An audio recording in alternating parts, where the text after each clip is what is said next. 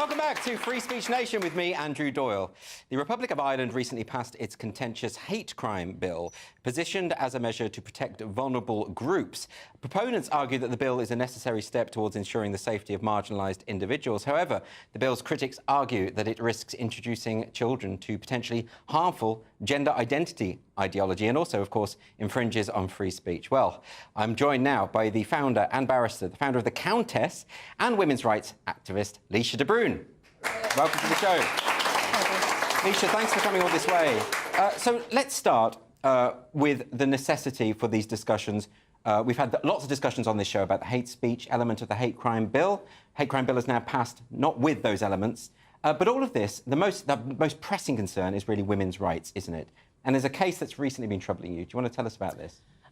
Yes, Barbie Kardashian was acquitted last Friday in a case in Limerick. It was the first time that the policy of mixing men and women, that is, allowing men who identify as women into female-only prisons, that was sort of tested in court.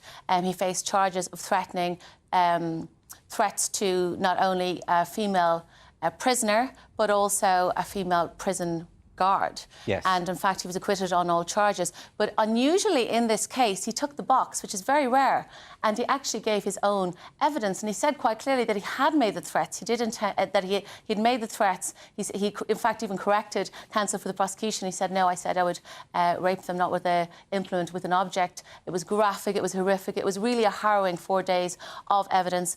And this is all on record? This was said in the court? Yes, it's all said in open court. Yeah. So he admitted to making the threats, but really the ingredients of defence, the prosecution, it seemed, did not prove all the ingredients, because one ingredient of the offence is the intent. So they had to prove beyond reasonable doubt that he intended to carry through. So we have this testimony from the horse's mouth, as it were, in the court. On the other hand, the jury found Barbie Kardashian not guilty. Yeah. However, this raises a broader question, doesn't it? Because Barbie Kardashian was put in a female prison in the female estate. And can you give us some background? Because this is not a pleasant individual, right? This is a violent individual. No, Barbie Kardashian was already, had been tried and had been found guilty of threats to rape and murder his own mother. So he was in custody already on the women's wing of Limerick prison when this incident took place. So really it was the first time that was sort of discussed in open court, and that policy of allowing men who identify as women into female prison to be placed there was sort of outed really in Ireland. Well, why does someone like that end up in... What's the justification for someone like that who's delivered those kind of threats to his own mother? What's the justification for putting that person in a female prison? Well, in Ireland, since 2015, we have the Gender Recognition Act, so we have full self-ID. And full self-ID means there is no gatekeeping. By definition, there's no gatekeeping.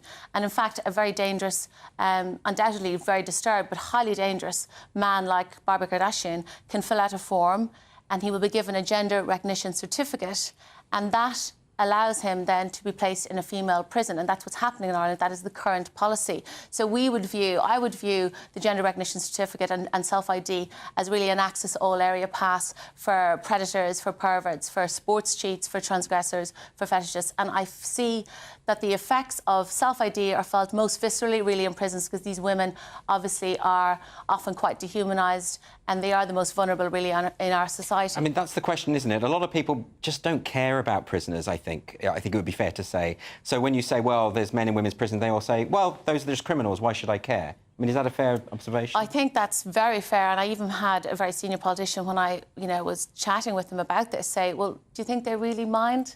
You know, that is the level of dehumanisation and othering of that population of female prisoners. But Ireland continually has referenda regarding various issues, but the self-ID, there was no real public consultation about this, was there? It's as though the major parties just arbitrarily pushed it through.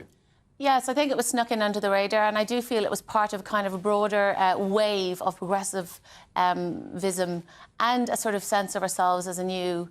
we're sort of shaking off our old Catholic past and stepping, brightly into this new future. And so we had passed other progressive legislation, and this seemed to be the next new frontier, but it wasn't really explained ever. There was nobody in the room explaining how this would impact single-sex spaces, child safeguarding, the rights of same-sex attracted people, single-sex sports, and of course prisons. And really, by placing men who identify as women in female prison, we're undoing a 200-year reform that was brought in by penal reformers like Elizabeth Fry.